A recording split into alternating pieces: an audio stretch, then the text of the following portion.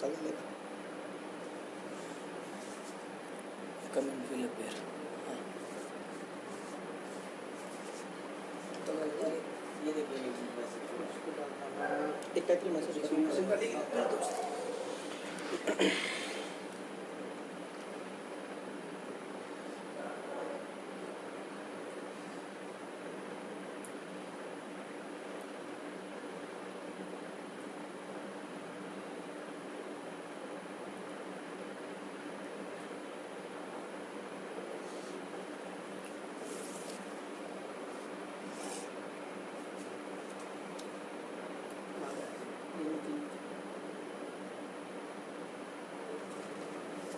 आवाज येते का बघ. चालू आहे की?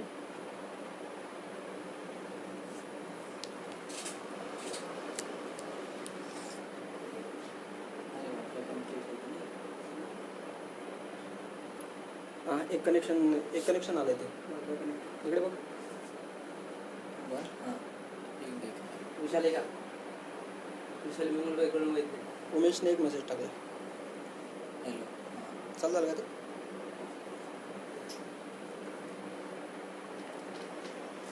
नहीं दे सबको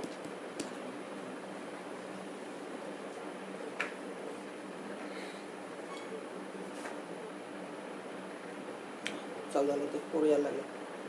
4 झाले इकडे 2 झाले.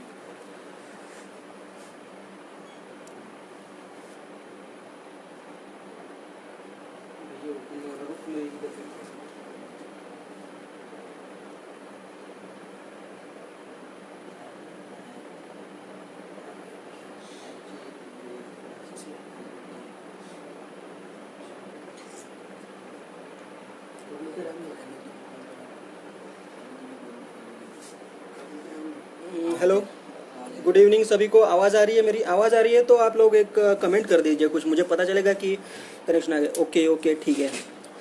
तो मेरा नाम रंजीत है. यूपीएससी सीएसई 2018 में मेरा 480वां रैंक था. आज मैं आप लोगों से संपर्क करना चाहता हूँ. काफ़ी दिनों से मेरी इच्छा थी, लेकिन अभी मुझे उमेश जी ने और राम ने मुझे प्लेटफॉर्म अवेलेबल करके दिया है. तो आज आप लोगों के जो भी कुछ डाउट्स होंगे यूपीएससी के बारे में, कब चालू करना है, कैसे चालू करना है, उसमें क्या क्या प्रॉब्लम्स आती है, मज़ा भी कितना आता है यूपीएससी की जर्नी में, ये सारी बातें मैं आप लोगों से फ्रैंकली डिस्कस करना चाहूँगा. ये नहीं कि फॉर्मेलिटी आ गई, क्या आर्टिफिशियली ऐसा मैं कुछ बताना नहीं चाहूँगा. जो जो रियल जो एस्पेक्ट होते हैं वो सब मैं आपसे शेयर करना चाहूँगा. तो आप लोग एक एक करके अपना कमेंट मुझे करिए, आपके सवाल मुझे पूछिए, वैसे वैसे मैं आप लोगों को जवाब देता चलूँगा.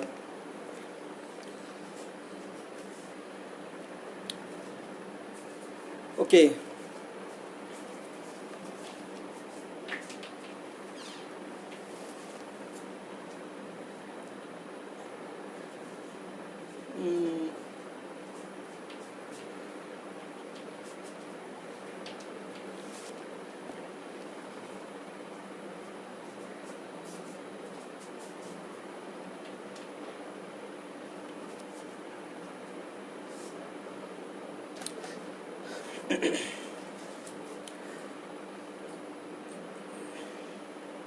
कनेक्ट झालं का ते?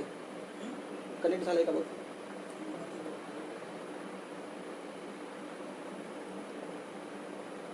चलिए आप लोग अपना अपना एक एक सवाल पूछना चालू करिए, मैं उसका जवाब देना चाहूँगा. यूपीएससी के एग्ज़ाम, अच्छा I want to do IAS, ऐसा एक क्वेश्चन आया है. आईएएस शायद वो कहना चाहते थे, उन्होंने आईईएस लिखा है. आईएएस और आईएएस दो अलग अलग चीज़ें होती है भैया. आईएएस मतलब वो इंजीनियरिंग सर्विस का है. जो हम लोगों ने दिया था वो इंडियन सिविल सर्विसेज का एग्ज़ाम होता है. उसमें से आईएएस और बाकी 22-23 जो सरकारी पोस्ट होती है, हमारे देश की एडमिनिस्ट्रेशन की जो टॉप की पोस्ट होती है, उसके लिए सिलेक्शन किया जाता है. उसमें से आईएएस जो है ये एडमिनिस्ट्रेशन की सबसे ऊपर वाली पोस्ट होती है. तो उसके लिए आपको यूपीएससी सिविल सर्विस एग्ज़ाम होती है, वो पास करनी पड़ती है. वो पास करने के लिए पढ़ाई क्या क्या करनी पड़ती है, उसका सिलेबस क्या क्या होता है, उसके एग्ज़ाम के स्टेजेस कितने कितने होते हैं, ये सब के बारे में मैं आपको जानकारी दूंगा. Okay, the path for it. हमारे किसी एक भाई ने पूछा है कि can you tell me the path for it. देखो, सिविल सर्विस एग्ज़ाम के 3 स्टेजेस होते हैं. एक होता है प्रिलिमिनरी एग्ज़ाम, एक होता है मेंस एग्ज़ाम और एक होता है इंटरव्यू का. प्रिलिमिनरी एग्ज़ाम होता है ऑब्जेक्टिव टाइप का, जिसको क्या हम बोलते हैं, कौन बनेगा करोड़पति टाइप. 4 में से एक ऑप्शन सिलेक्ट करो, तो अगर वो सही हो गया तो फिर आपके मार्क्स ऐड होते हैं. और आपके जैसे जितने भी कंटेस्टेंट होते हैं उसमें 9 लाख लोग जो एग्ज़ाम के लिए अपियर करते हैं उसमें से आपका मेरिट लिस्ट लगता है। मेरिट लिस्ट लगने के बाद जो सबसे ज़्यादा मार्क्स वाले लड़के होते हैं उन सबका मेंस के लिए सिलेक्शन होता है। अज्यूम करो कि अब आप प्रीलिम्स पास हो चुके हैं, अब आप मेंस के लिए जा रहे हो। प्रीलिम्स में होते हैं 2 पेपर, पहला पेपर होगा जनरल स्टडीज़ का, दूसरा पेपर होगा सी सेट का। सी सेट मतलब अपन जी हम लोग जो स्कॉलरशिप का एग्ज़ाम देते थे, नवोदय का वगैरह एग्ज़ाम देते थे, जो ऑब्जेक्टिव टाइप का होता था, एप्टीट्यूड का एग्ज़ाम होता था, उस टाइप का होता है। उसमें मैथमेटिक्स होता है थोड़ा बहुत, उसमें डायरेक्शंस, पजल्स, ये सब टाइप के क्वेश्चंस होते हैं। सिंपल लैंग्वेज में बताऊंगा मैं, ज़्यादा कॉम्प्लिकेटेड करके नहीं बताऊंगा आप लोगों को। और जो प्रीलिम्स का पहला पेपर जो होता है जनरल स्टडीज जिसको बोलते हैं, उसमें हिस्ट्री, ज्योग्राफी, आपका इकोनॉमिक्स, पॉलिटी और बाकी के सब सब्जेक्ट्स होते हैं। ठीक है, तो प्रीलिम्स एग्जाम में पास करने के बाद आपको एंट्री दी जाती है मेंस एग्जाम में। मेंस एग्जाम में टोटल होते हैं 9 पेपर। 9 पेपर में से 4 होंगे जीएस के पेपर, जनरल स्टडीज पेपर 1, 2, 3, 4, एक होगा एसए का पेपर, एक होगा लैंग्वेज कंपलसरी का पेपर, एक होगा इंग्लिश लैंग्वेज का पेपर और 2 होंगे आपके ऑप्शनल के पेपर। तो ऑप्शनल आप कौन सा चूज़ करते हैं वो आपके इंटरेस्ट पे भी डिपेंड करता है। और मेंस का भी फिर सेम प्रोसीजर होगा। मेंस के लिए मान लीजिए भारत भर में से 11,000 या 15,000 लड़कों का सिलेक्शन होता है, तो उसमें से कट ऑफ वाइज मतलब जो ज़्यादा मार्क्स मिलते हैं ऐसे कुछ 3,500 या 2,500 लड़कों को चुना जाता है जो इंटरव्यू के लिए अपेयर करते हैं। अब आप समझ गए, प्रीलिम्स के बाद मेंस की स्टेज आई, मेंस के बाद फिर इंटरव्यू की स्टेज आई। इंटरव्यू की स्टेज में 2,000 2,500 लड़के अपियर करते हैं। फिर इंटरव्यू में फिर वही मार्किंग स्कीम होती है। 275 मार्क का इंटरव्यू होगा आपका। फिर 275 मार्क में से जिसको जितना मार्क्स मिलता है उतना मार्क्स आपके मेंस के स्टेज के स्कोर में ऐड करके फिर फाइनल मेरिट लिस्ट लगाई जाएगी। और फिर आपका ऑल इंडिया रैंक जो होता है, जैसे मेरा 480 है, किसी का ऑल इंडिया रैंक 1 होगा, 2 होगा, 3 होगा, 4 होगा, ये मार्क्स के अनुसार डिस्ट्रीब्यूट होता है। और फिर उसी हिसाब से आपको सर्विस भी अलोकेट होगी। अगर आपको बहुत अच्छे मार्क्स मिलते हैं, आपका टॉप में रैंक होता है, तो आपको इंडियन एडमिनिस्ट्रेटिव सर्विस मिलेगी, फिर इंडियन पुलिस सर्विस मिलेगी, फिर आईआरएस, रेवेन्यू सर्विस, कस्टम्स वगैरह, फिर ये बाकी की नीचे वाली सर्विस जो होती है उनका चालू हो जाता है। Okay, how to start mains answer writing. Okay, किसी ने यहाँ पे पूछा है मेंस आंसर राइटिंग की शुरुआत कैसे करनी पड़ेगी। मेंस आंसर राइटिंग के लिए देखिए बहुत ज़रूरी है कि आपके नोट्स प्रिपेयर होने चाहिए। मेंस के लिए आप लोगों ने क्या करना है, डेली आंसर राइटिंग का कोई कोर्स होगा, कोई वेबसाइट्स होती है, कोचिंग की वेबसाइट्स होती है, उस पर वो डेली कुछ क्वेश्चंस पोस्ट करते हैं सब्जेक्ट वाइज। जैसे हिस्ट्री होगा, ज्योग्राफी का होगा, ऐसे अलग अलग सब्जेक्ट के अलग अलग क्वेश्चंस पोस्ट होंगे। तो वो क्वेश्चंस और उसका जो जिस टॉपिक में से वो आया है सिलेबस में के, उस टॉपिक को आपने गूगल पे सर्च करना है। जब आप गूगल पे सर्च करेंगे तो बहुत सारी वेबसाइट्स आएंगी, IAS Baba, IAS for sure, IAS parliament, insights, vision, ये सब वेबसाइट्स में आपको वो टॉपिक डील किया हुआ दिखेगा। फिर आपने क्या करना है कि ये 4-5 जो आर्टिकल्स आपको गूगल में आपको आएंगे, पॉपअप करेंगे सर्च करने के बाद, उन 4-5 आर्टिकल्स की कंपेरेटिव स्टडी करनी है कि किसमें सबसे ज़्यादा कंटेंट दिया गया है बैकग्राउंड के साथ। मान लीजिए इंडियन इकोनॉमी पे आप इंडस्ट्रियलाइजेशन का टॉपिक अगर सर्च कर रहे हैं तो 4-5 वेबसाइट के 4-5 आर्टिकल्स आपने देखने हैं। इंडस्ट्रियलाइजेशन का बैकग्राउंड, इंडिपेंडेंस के बाद का या इंडिपेंडेंस के पहले से ब्रिटिश पॉलिसीज़, ये सबसे जो बैकग्राउंड दिया रहेगा इंडस्ट्रियलाइजेशन का, हमारी 1991 की लिबरलाइजेशन पॉलिसी, उसके बाद से 2018 तक की नेशनल मैन्युफैक्चरिंग पॉलिसीज़ वगैरह, ये सब का डिटेल में जो आर्टिकल दिया होगा वो आर्टिकल आपने पढ़ना है, उसको स्टडी करना है। उसके बाद उस आर्टिकल का अपने नोट्स बनाने हैं। सी, आंसर राइटिंग के लिए सबसे ज़रूरी है कि जो चीज़ आप आंसर में लिख रहे हो उसके लिए सब्सटेंशिव फैक्ट होना चाहिए। हाँ, तो फैक्ट वो तभी आएगा जब आप पढ़ रहे हो और पढ़ने के बाद आंसर लिख रहे हो। तो डायरेक्टली आंसर राइटिंग पे मत चले जाना, वरना क्या होगा कि हमको जितना लिमिटेड नॉलेज होता है, जितनी कम बातें पता होती है, उसी के बेसिस पे हम आंसर लिखने लगते हैं। फिर वही चीज़ें रिपीट होने लगती है आंसर्स में, एक ही एक चीज़। जैसे कॉलेज में के एग्जाम में हम लिखते हैं ना, ज़्यादा इन्फॉर्मेशन होती नहीं है। मक्का क्या होता है वहाँ पे कि पन्ने भरने पे मार्क्स होते हैं, लेकिन यूपीएससी में वैसा नहीं होता। पन्ने भरने पे मार्क्स नहीं मिलेंगे, ऑब्जेक्टिविटी को मार्क्स मिलेंगे। जितने ज़्यादा पॉइंट्स आप डालोगे उतने ज़्यादा मार्क्स मिलेंगे। तो इसलिए बहुत ज़रूरी है कि आपके आंसर में डाइवर्सिटी होनी चाहिए, और वो डाइवर्सिटी तभी मिलेगी जब आप स्टडी करोगे। स्टडी कहाँ से करना है? ऑनलाइन स्टडी करना है, क्योंकि सब कुछ बुक में अवेलेबल नहीं होगा। क्योंकि करंट अफेयर्स का नॉलेज बहुत ज़्यादा ज़रूरी है। सिर्फ स्टैटिक पोर्शन की पढ़ाई करके आप करंट अफेयर्स की एग्ज़ाम पास मतलब करंट अफेयर्स के आंसर्स नहीं लिख पाएंगे। तो आपने नोट्स बनाने हैं, ऑफलाइन नोट्स बना सकते हैं, ऑफलाइन नोट्स बनाइए, ऑनलाइन नोट्स बनाइए। एवर नोट होता है, वन नोट होता है, ये एप्लीकेशंस होते हैं जिसपे आप ऑनलाइन नोट्स बना सकते हैं। क्या करना है कि एक वेबसाइट से, मान लो इनसाइट्स की वेबसाइट पे इंडस्ट्रियलाइजेशन का टॉपिक अच्छे से डिस्कस किया गया है, तो वहाँ से कॉपी पेस्ट मार के आप अपने वन नोट पे या एवर नोट पे बना दो, या फिर फिजिकली आप हाथ में लिख सकते, हाथ से लिख सकते हो अपनी कॉपी में। फिजिकली लिखने का एक डिसएडवांटेज है कि फिर स्पेस अरेंज नहीं हो पाता, फिर एक समय के बाद ऐसा होगा कि आपके पास दो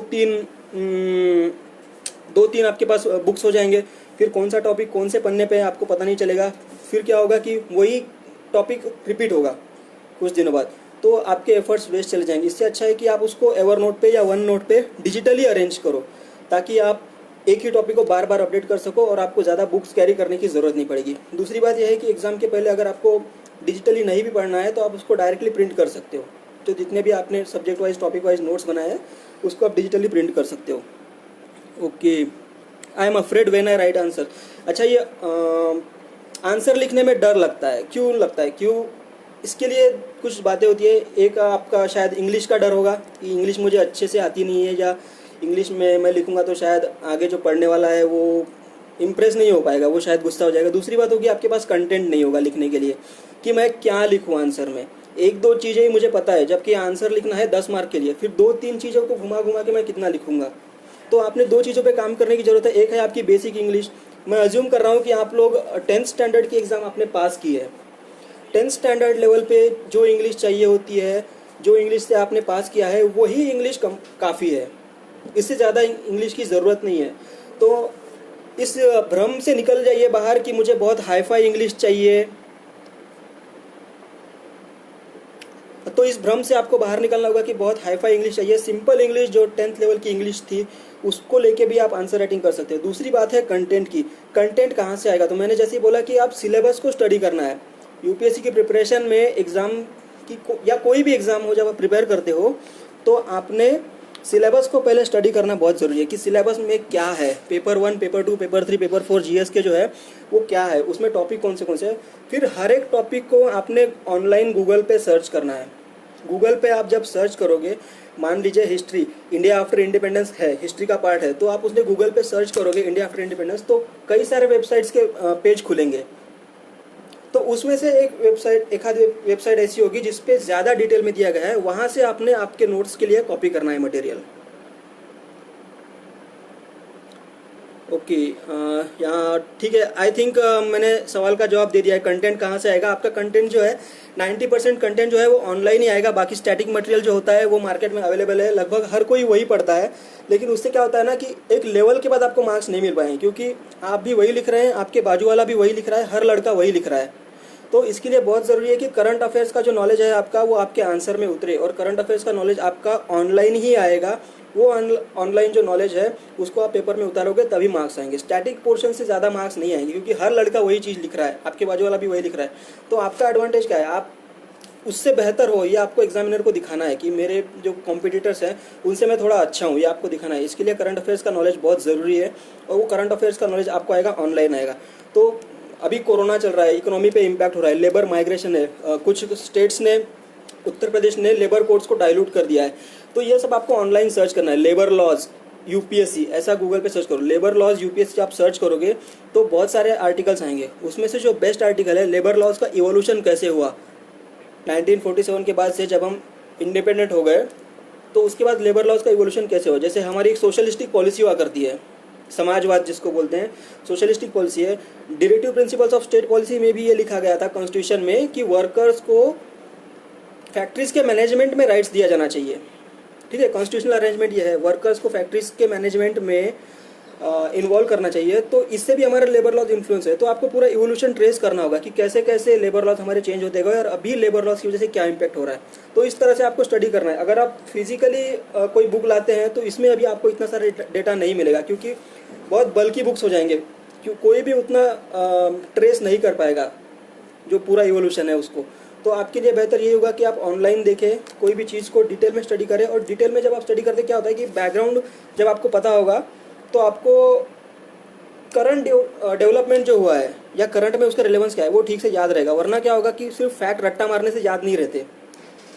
आप रट्टा मारना बहुत ज़रूरी है यूपीएससी के एग्जाम में, क्योंकि डेटा जो होता है, फैक्ट होता है, वो सब आपको याद रहना चाहिए, लेकिन वो याद नहीं रहेगा एक समय के बाद। उसके लिए बहुत ज़रूरी है कि आपको पूरी कहानी पता हो। जब कहानी पता होगी तो उसमें के छोटे छोटे इवेंट्स भी आपको पता होंगे। ओके, यहाँ पे किसी ने कमेंट किया है, mostly talk on what is UPSC and how to start preparation at early age. देखिए, प्रिपरेशन एट अर्ली एज के लिए ऐसी डेफिनेट एज कोई नहीं है। यूपीएससी की प्रिपरेशन आप जब चालू करते हो तो ऐसा बोला जाता है कि 6 स्टैंडर्ड से लेके 12th स्टैंडर्ड की एनसीईआरटी पूरी पढ़ डालो। तो अब हम यहाँ पे अज्यूम कर सकते हैं कि जो लड़का भी 6 स्टैंडर्ड में है वो अभी से यूपीएससी की एग्ज़ाम के लिए प्रिपरेशन चालू कर सकता है। ठीक है, अगर नहीं भी किया है तो कोई डरने की बात नहीं है। अगर 6th में हो या 12th में हो या ग्रेजुएशन में हो, जैसे कि मैं जब ग्रेजुएशन के सेकेंड ईयर में था तब मैंने यूपीएससी के एग्ज़ाम के लिए पढ़ना चालू किया था। लेकिन आप जल्दी अगर स्टार्ट करते हो तो आपके लिए एडवांटेज है, क्योंकि सिलेबस इतना ज़्यादा है कि 2 साल में पूरा पढ़ के रिवाइज करके उसकी आंसर राइटिंग की प्रैक्टिस ये सब करके नहीं होगा आपको। तो जितना जल्दी आप शुरू करते हैं एग्ज़ाम की पढ़ाई के लिए उतना अच्छा है। तो बेटर है कि आप 6 स्टैंडर्ड में हो, 7th में हो, 10th में हो, आप पढ़ना चालू कर दो यूपीएससी के एग्ज़ाम के बारे में। और फिर जो 12th लेवल में है या जो मतलब उससे पहले के हैं जो 10th या 12th में है, उन लोग को डिसाइड करना होगा कि वो टेक्निकल फील्ड में जाना चाहते हैं या प्लेन यूपीएससी करना चाहते हैं या फिर वो बीए बीबीए वगैरह करना चाहते हैं। देखो, एक ज़रूरी ये भी है कि एक एम्प्लॉयमेंट वगैरह होना चाहिए। एक एम्प्लॉयमेंट होता है तो हमको एक सोशल क्या बोलते हैं उसको, सिक्योरिटी टाइप का जो हमें फील आता है ना, वो बहुत ज़रूरी होता है। अगर एंग्जाइटी बनी रहती है कि मुझे जॉब लगेगी या नहीं लगेगी, यूपीएससी में कंपटीशन इतना है, फिर मैं क्या करूँगा अगर यूपीएससी नहीं हुआ, तो ये सब चीज़ें जब दिमाग में घूमने लगेगी तो पढ़ाई नहीं हो पाएगी, वो स्ट्रेस डेवलप होने लगता है। तो इसलिए अच्छा है कि आप 12th के बाद कोई टेक्निकल कोर्स करें और साथ ही अपना यूपीएससी का प्रिपरेशन भी चालू रखें कि मान लीजिए इन केस अगर भगवान ना करे आपका यूपीएससी में नहीं भी हुआ सिलेक्शन, तो आप दूसरा एम्प्लॉयमेंट जो आपने टेक्निकल कोर्स किया है उसके बेसिस पे आपको दूसरा एम्प्लॉयमेंट मिल सके। सो यूपीएससी पे ही सिर्फ रिलाई नहीं करना है, वो सुसाइडल हो जाएगा। अगर मान लीजिए आपका सिलेक्शन नहीं होता है यूपीएससी में, तो उस समय बहुत स्ट्रेस हो जाएगा लाइफ में। ओके, किसी ने यहाँ पे, ठीक है, मैं बोलते जाऊँगा, आप लोग कमेंट करते जाइएगा जो जो आपके सवाल है। तो मुझे लगता है अभी तक मैंने फेयरली इशू को डील कर दिया है। यहाँ पे किसी ने लिखा है बेसिक स्टडी कहाँ से स्टार्ट करें, कौन सी एनसीईआरटी पढ़े, इसके बारे में बताएं। ओके, बेसिक स्टडी के लिए ये है कि जो लोग अभी 6 स्टैंडर्ड से लेकर 10th या 12th तक भी है, 12th तक, इन लोगों ने ज़्यादा कुछ नहीं पढ़ना है। इन लोगों ने एक काम करना है, एनसीईआरटी जो होती है सोशल साइंस की, प्योर साइंस जिसको बोलते हैं, जैसे मैथ्स हो गया, साइंस हो गया हमारा, ये सब छोड़ के सोशल साइंसेज जो होते हैं, ह्यूमैनिटीज़ जो होती है, ये सब सब्जेक्ट को आपने पढ़ना है। ये सब की किताबें आपने पढ़नी है, 2-2, 3-3 बार पढ़ना पड़ेगा। उसके कॉन्सेप्ट जो है, डेफिनेशन जो है, टर्म्स होती है, उसको रट्टा मारना पड़ेगा, आपने समझना पड़ेगा।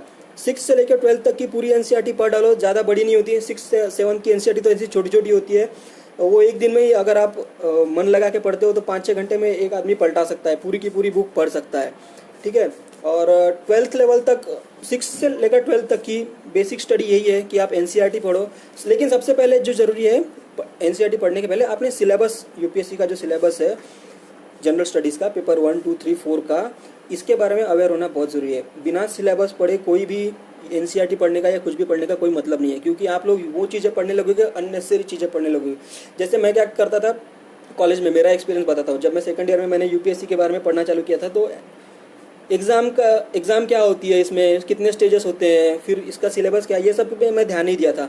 मुझे किसी ने बता दिया था कि न्यूज़पेपर पढ़ना बहुत ज़रूरी होता है, तो मैं क्या करता था, मैं स्पोर्ट्स वाले पेजेस पढ़ता था, मैं फिल्मी दुनिया वाले जो पेजेस होते हैं, बॉलीवुड में क्या चल रहा है, ये सब पेजेस पढ़ता था। पॉलिटिक्स वाले, कौन से पॉलिटिशियन ने किसको गाली दी, किसको क्या किया, ये सब चीज़ें मैं पढ़ता था। फिर क्योंकि मुझे ये पता ही नहीं था कि सिलेबस में क्या है और मैं पढ़ क्या रहा हूँ, इसके लिए सबसे बहुत ज़रूरी बात यह है कि आप पहले सिलेबस पढ़ो, उसके बाद जब आप एनसीईआरटी की किताबें पढ़ोगे तो आपको रिलेवेंस दिखाई देगा कि अच्छा ये पॉइंट तो एनसीईआरटी में मेंशन है, इस पे मैं डिटेल में पढ़ना है।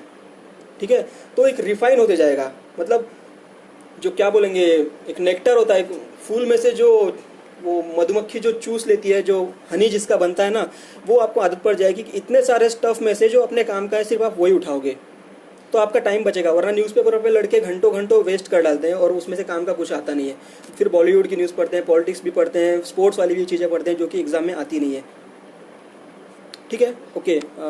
फिर यहाँ पे किसी का एक सवाल आया है, कौन सी एनसीईआरटी पढ़े। देखो, सब आसान शब्दों में बताता हूँ, प्योर साइंस छोड़ के सब कुछ पढ़ना है। जैसे मैथमेटिक्स हो गया, साइंस हो गया, केमिस्ट्री, फिजिक्स, ये सब छोड़ के जितनी भी एनसीईआरटी होगी सभी पढ़ना है। इकोनॉमिक्स की होगी, पॉलिटी की होगी, हिस्ट्री, ज्योग्राफी का होगा, और हमारा क्या सोसाइटी का होगा, वो पूरा पढ़ना है आपने 6 से लेकर 12th तक का।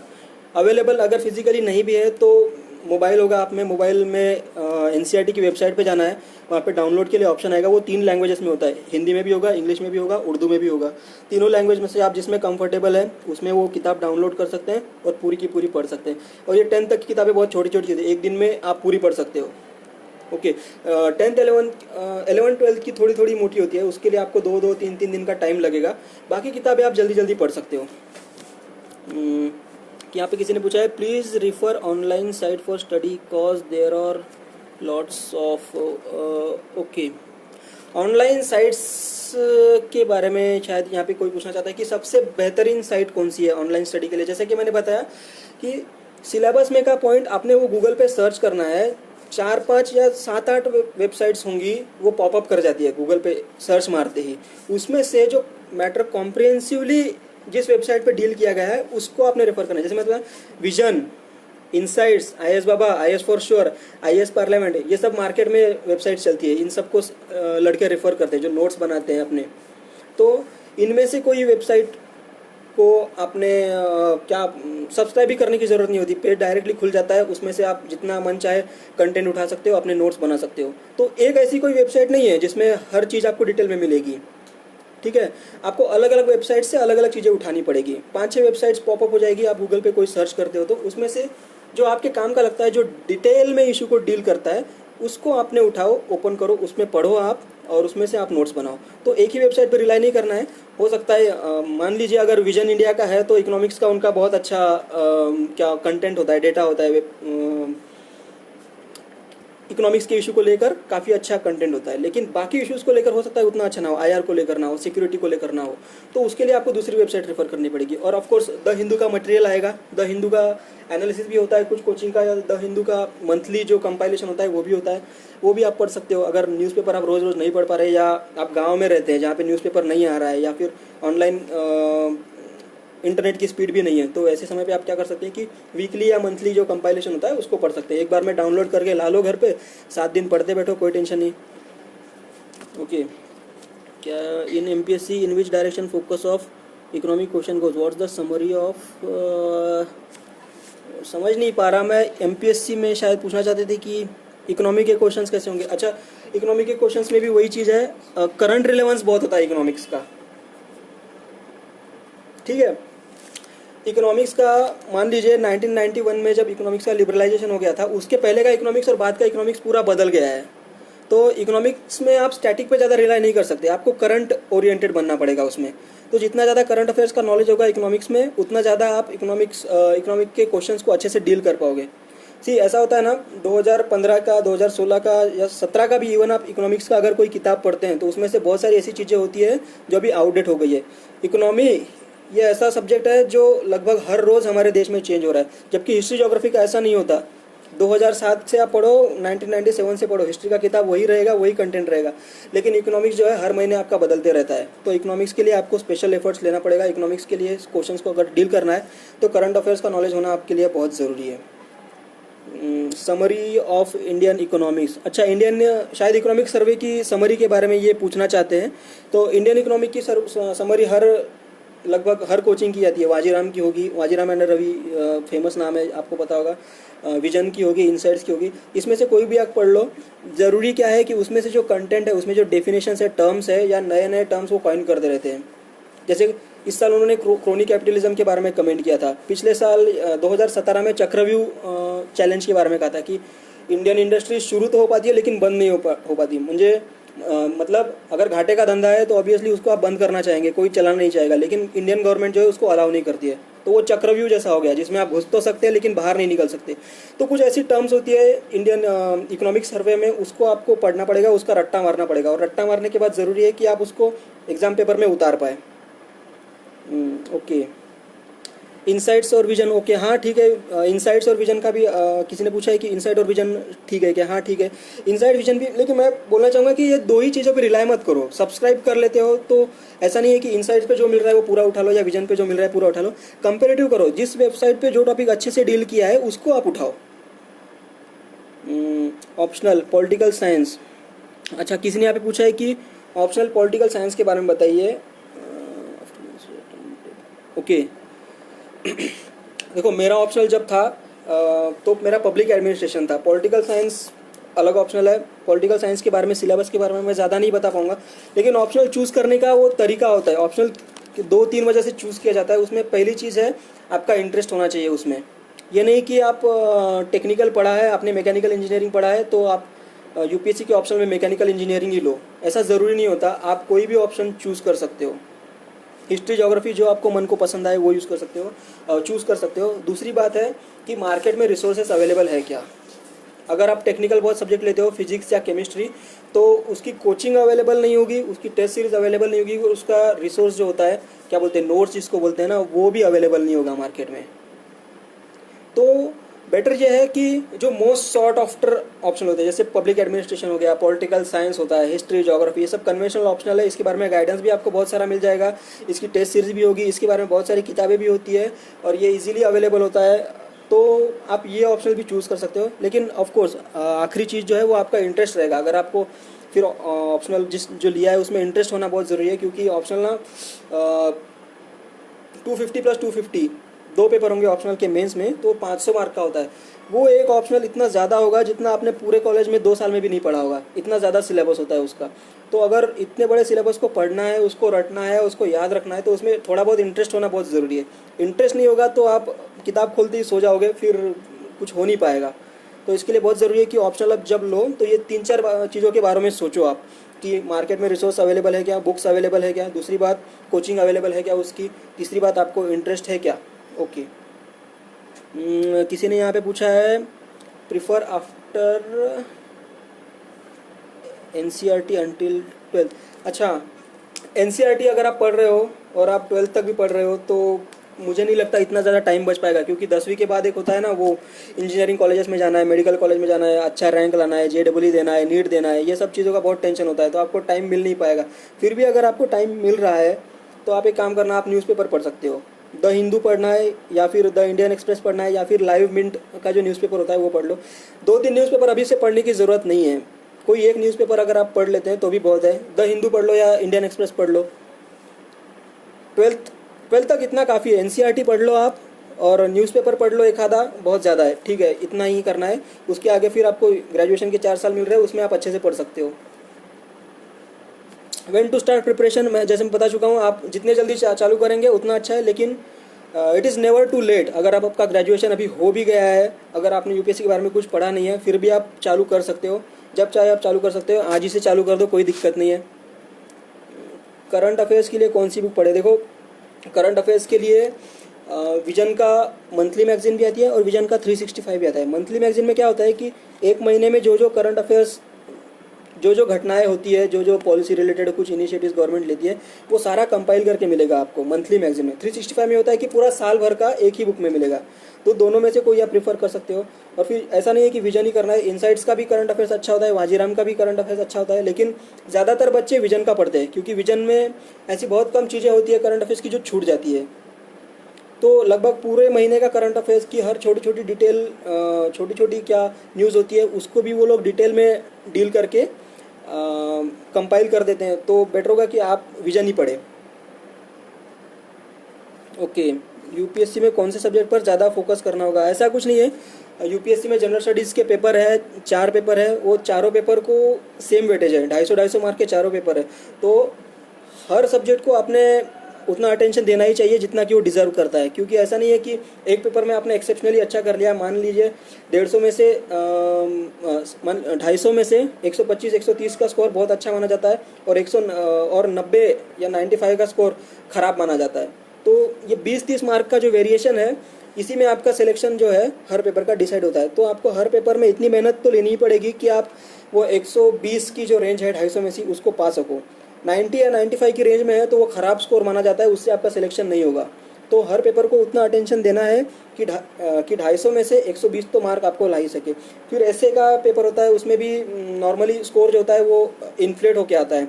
250 में से 140-150 मार्क भी बहुत अनकॉमन है, अनकॉमन नहीं है, सॉरी, बहुत लोगों को होता है। तो रिलेटिव है सब कुछ, आपकी नियरेस्ट कॉम्पिटिटर से आपको अच्छा करना है, बस यही याद में रखना है। और बाकी सब सब्जेक्ट पे तो आपको ध्यान देना ही है। ओके, यूपीएससी में कौन से पेपर ज़्यादा फोकस करना होगा? ओके, करंट अफेयर्स के लिए, अच्छा मैं बता चुका हूँ करंट अफेयर्स के लिए व्हेन टू स्टार्ट प्रिपरेशन भी बता चुका हूँ। और ठीक है, ओके, और किसी का सवाल होगा तो पूछना चालू कर दो, क्योंकि ऊपर वाले जो क्वेरीज है अभी तक मैं लगता है आंसर कर चुका हूँ।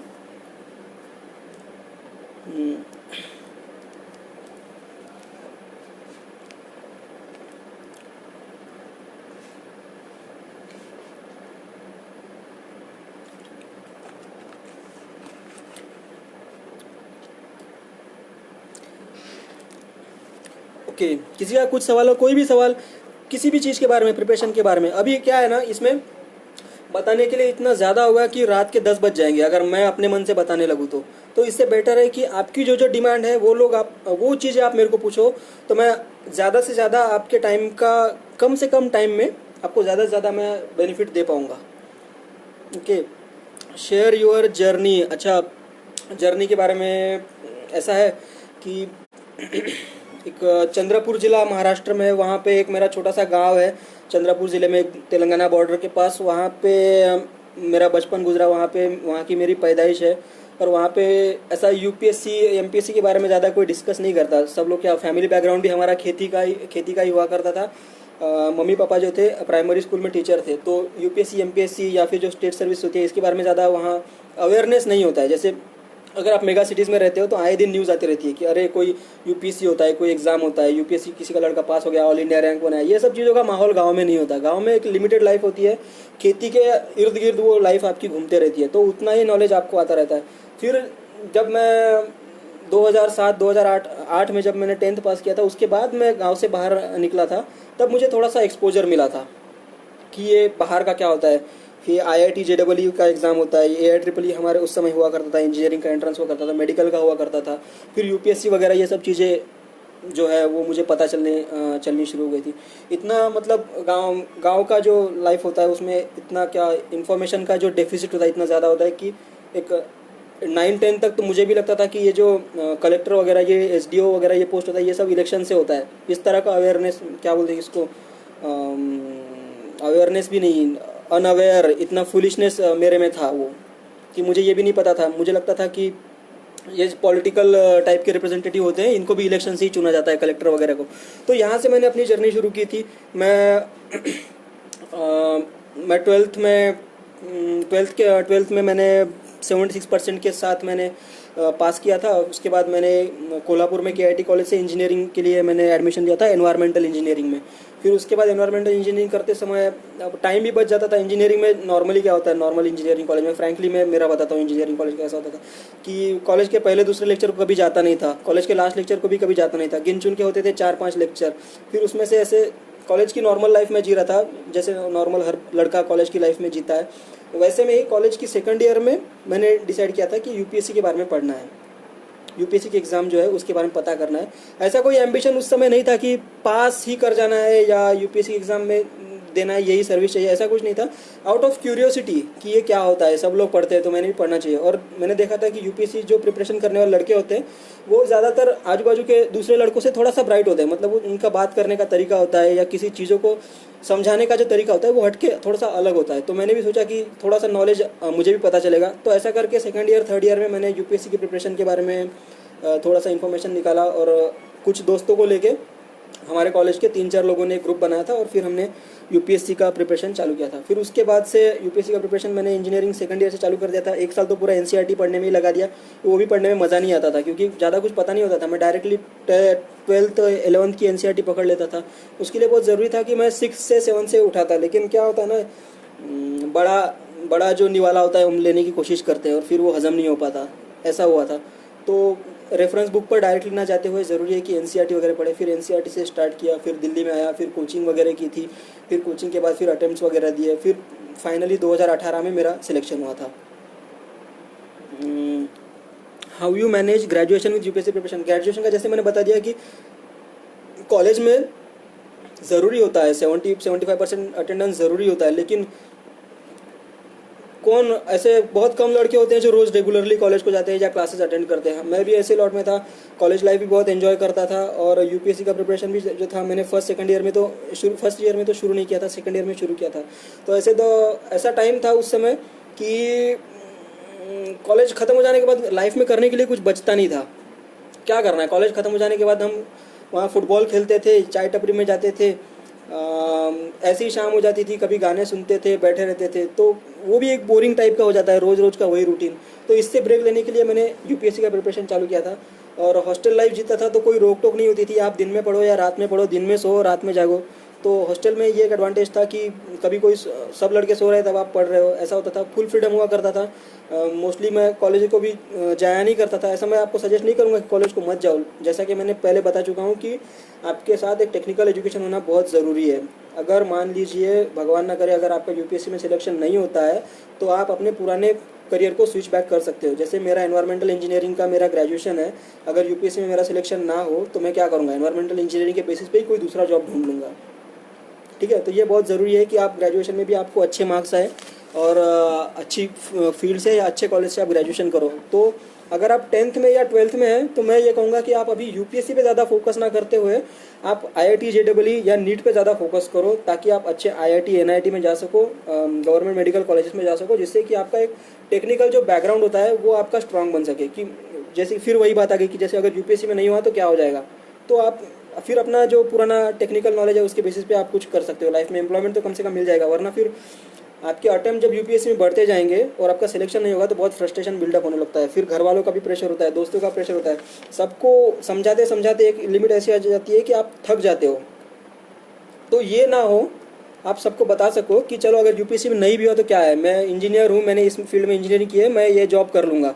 तो ये आपके पास बताने के लिए होना चाहिए। तो इसलिए मैं सजेस्ट करूँगा कि अगर आप 10th या 12th में है तो आप अपने टेक्निकल एजुकेशन पे फिजिक्स केमिस्ट्री मैथ्स पे ज़्यादा फोकस करो, बायोलॉजी पे ज़्यादा फोकस करो, ना कि यूपीएससी पे।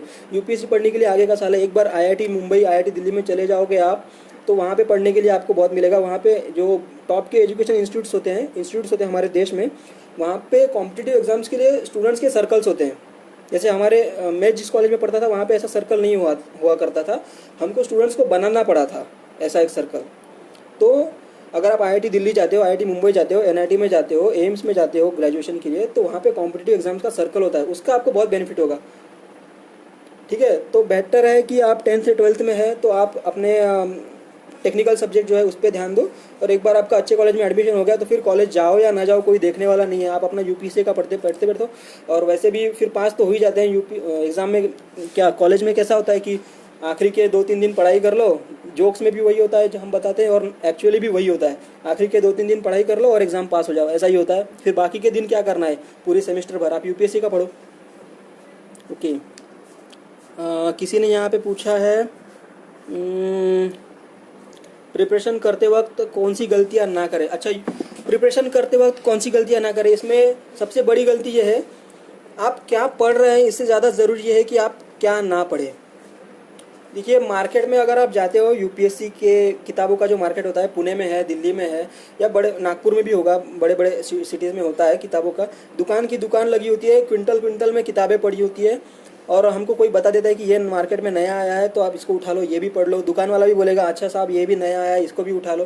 तो आप ऐसा कर क्या हो जाएगा ना, आप किलो में आप किताबें खरीद के लाते हो और आप उसको पढ़ नहीं पाते हो। तो पहली चीज़ है कि इर्रिलेवेंट चीज़ों को मार्केट से ख़रीदना नहीं है, जो सिलेबस में नहीं है, जो जिस पे कभी क्वेश्चन पूछा नहीं गया, या फिर जो घटिया क्वालिटी का मटेरियल होता है उसको आपने ख़रीदना नहीं है।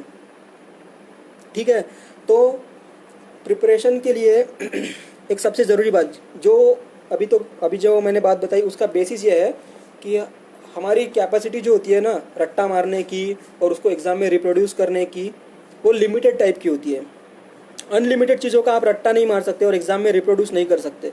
तो इसके लिए बहुत ज़रूरी है कि आपका मटेरियल जो है वो लिमिटेड टाइप का हो।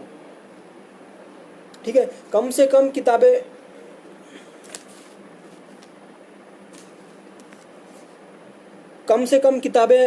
आप यूज़ करें, कम से कम किताबें में से आप नोट्स निकालो और उसी को आप पढ़ो, उसी को रट्टा मारो, जिससे ये होगा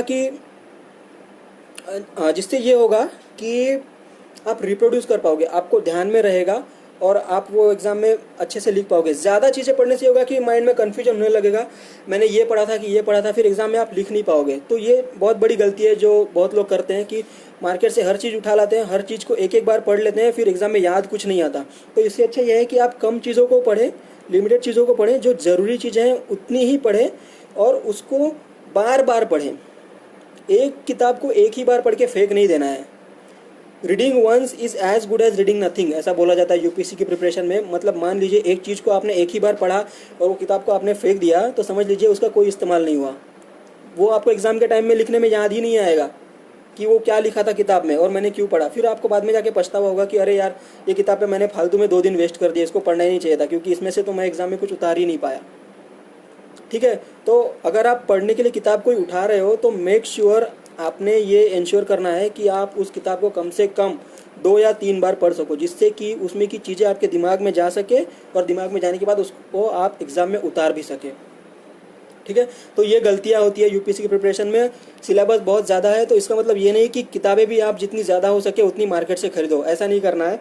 किताबें लिमिटेड खरीदना है, रिलेवेंट किताबें खरीदना है, जिसमें ज़्यादा से ज़्यादा सिलेबस आपका कवर होगा, वो किताबें खरीदनी है आपने और उसको पढ़ना है। ओके, यहाँ पे किसी ने पूछा है how to manage preparation at graduation level. यहाँ पे किसी ने पूछा है ग्रेजुएशन लेवल पे प्रिपरेशन को कैसे मैनेज करना चाहिए। देखो, अज्यूम करता हूँ कि आप में से 80% लोग अगर ग्रेजुएशन में होंगे तो इंजीनियर ही होंगे, या 20% होंगे जो मेडिकल में होंगे, या बाकी कोई आर्ट्स में वगैरह होंगे। ग्रेजुएशन में प्रिपरेशन मैनेज करने का ये होता है, जैसे मैं मैनेज किया करता था कि एग्ज़ाम जब हमारा शेड्यूल जब अनाउंस होता है ग्रेजुएशन में, तो एक छुट्टियाँ मिला करती थी उसको, अभी उसका मेरे को नाम याद नहीं आ रहा, क्या बोलते हैं उसको, एग्ज़ाम के शुरुआत में प्रिपरेशन लीव बोला करते थे उसको हम लोग। हाँ, प्रिपरेशन लीव उसका नाम था। तो प्रिपरेशन लीव हमको 1 महीने की मिला करती थी। वो 1 महीना इतना ज़्यादा हुआ करता था कि उसमें ग्रेजुएशन का पूरा सिलेबस जो है पढ़ के उसमें से आराम से आप 50-55% या 60% मार्क्स स्कोर कर सकते हो। ऐसा मेरे इंजीनियरिंग में तो हुआ करता था। तो बाकी के जो सेमेस्टर के 3-4 महीने बचे उसमें क्या करना होता था, कॉलेज में जाते थे, बस मस्ती करते थे, दोस्तों के साथ दोस्ती वगैरह करते थे और कुछ नहीं करते थे। तो ये 3-4 महीने जो है, इसमें से जो बर्बाद होने वाला समय है उसको बचा के आप यूपीएससी का प्रिपरेशन कर सकते हो। मान लीजिए कॉलेज के बाद आप टाइम वेस्ट नहीं कर रहे हो, आप सीधा घर जा रहे हो या सीधा हॉस्टल में जा रहे हो, वो 2-3 घंटे शाम के आपको मिल रहे हैं, आप उसमें पढ़ाई कर रहे हो यूपीएससी का। एक एनसीईआरटी किताब आप 6 या 7 की है, आप उसको पूरा पढ़ डाल रहे हो।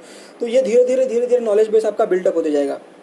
तो ग्रेजुएशन में मान लीजिए 1 महीना आप डेडिकेटेडली अगर आपका ग्रेजुएशन का पढ़ते हो, आपके टेक्निकल एजुकेशन का पढ़ते हो, फिर भी बीच के 3 महीने या 2 महीने जो आपको सेमेस्टर के मिलते हैं उसमें आप क्या कर रहे हो, कोई हॉबी परस्यू कर दो, कोई किसी को पढ़ने की आदत, एक्स्ट्रा करिकुलर कुछ होता है वो परस्यू करो, यूपीएससी के बारे में पढ़ो। तो ऐसा एक किसी को इंग्लिश लगता है अगर मेरा अच्छा नहीं है या बहुत बेसिक लेवल का है, तो वो इंग्लिश स्पीकिंग कोर्सेज वगैरह ज्वाइन कर सकता है।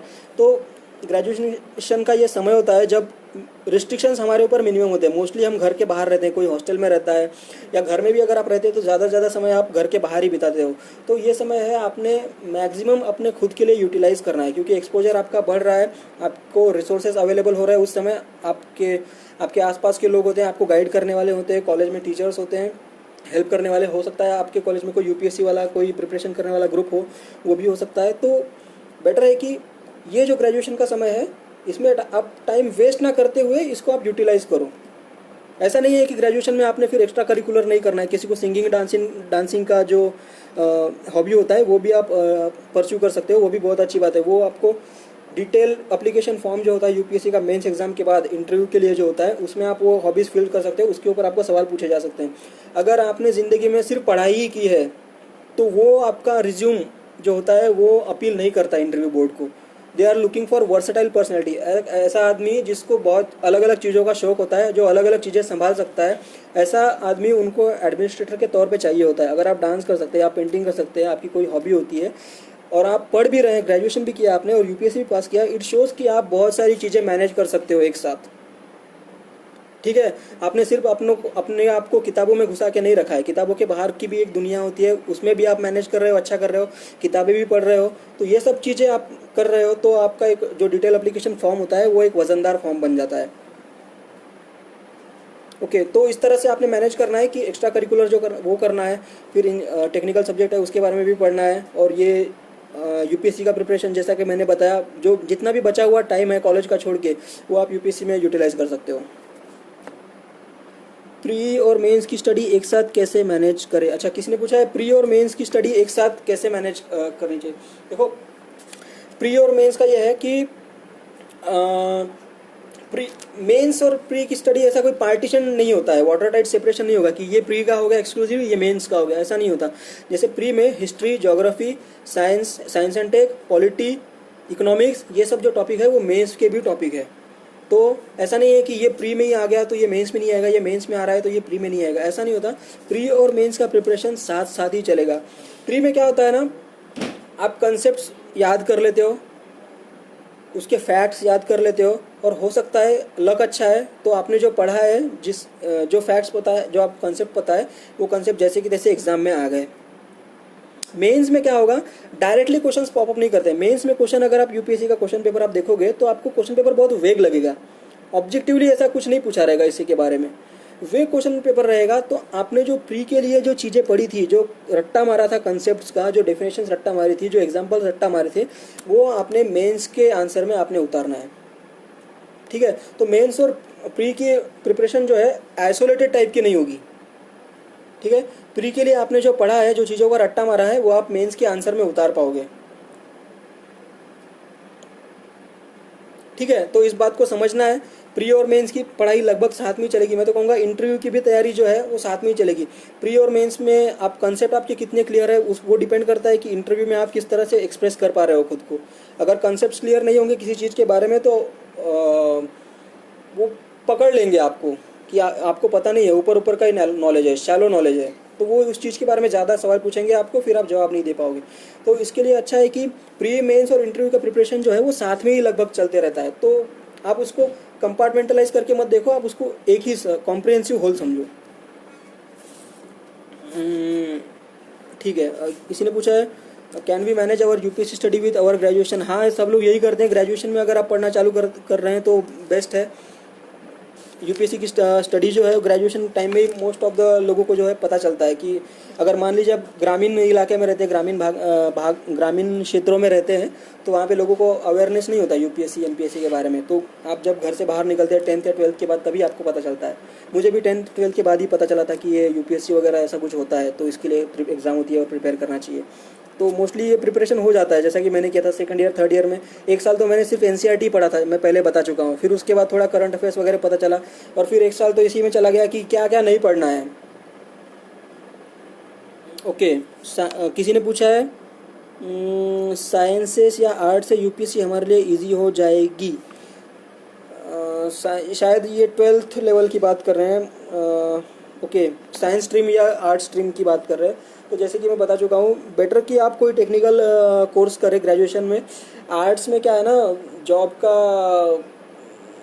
का डेफिसिट है। आर्ट्स अगर आप हिस्ट्री कर भी लेते हैं, बीए हिस्ट्री कर लिया, बीए ज्योग्राफी कर लिया, तो आप कहाँ से कर रहे हैं वो डिपेंड करता है। अगर गांव के किसी कॉलेज से कर रहे हैं तो ऑब्वियसली आपको जॉब नहीं मिलने वाली इतनी आसानी से। तो बेटर है कि अगर आप आर्ट्स में कर रहे हैं तो कॉलेज भी उतना रेपुटेशन का होना चाहिए। जैसे Tata institute of social science है या जेएनयू वगैरह कॉलेज है, जो गवर्नमेंट के टॉप कॉलेजेस होते हैं, उसमें से आपने करना बहुत ज़रूरी है अगर आप आर्ट्स का कोर्स कर रहे हैं तो।